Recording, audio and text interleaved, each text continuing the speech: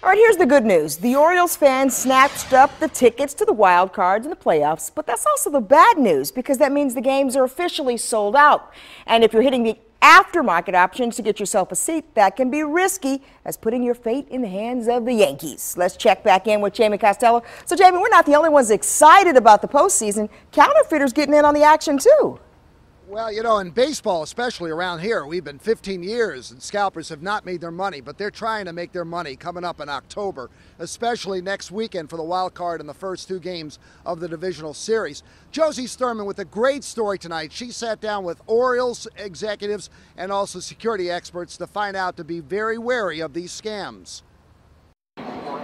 On a sleepy fall Wednesday afternoon, without the team even in town, business was brisk at the ticket window at Camden Yards. Fans anxious to sit in the stands for the Birds' final home games, but even more excited about the potential for the postseason. Our children are big O's fans, and I think it would be exciting to see our home team go. 3-year-old Lucia and 6-year-old Gianni are as psyched as anyone in Baltimore to see the Orioles move on.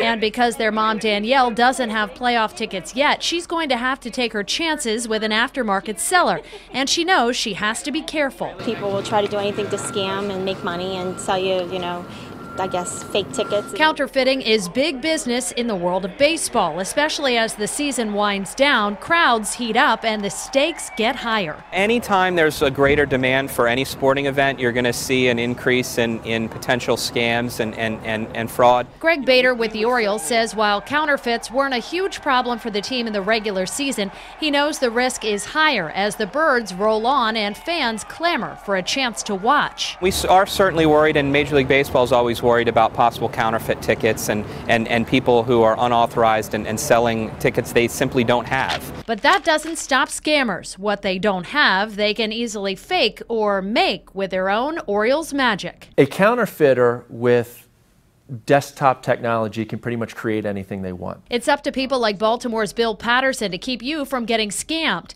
He works for OPSEC, a company that secures everything from tickets to licensed merchandise for the National Football League, Major League Baseball, and others.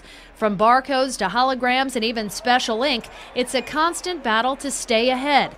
Patterson doesn't know what security is being used in this year's playoff tickets, but he says scammers certainly will. Counterfeiters want to get an early hand on the ticket so they can not only discover what security elements are in the ticket, but replicate as many of those features as possible to be able to pass them to the end consumer as well as the gate official. Passing them off as real to you depends on how much time the scammer gets to make the tickets look authentic. While Patterson says teams often hold off sending tickets to keep scammers in the dark, once they're out, you need to know what a fake looks like. If you notice that colors are out of registration, inks tend to smudge.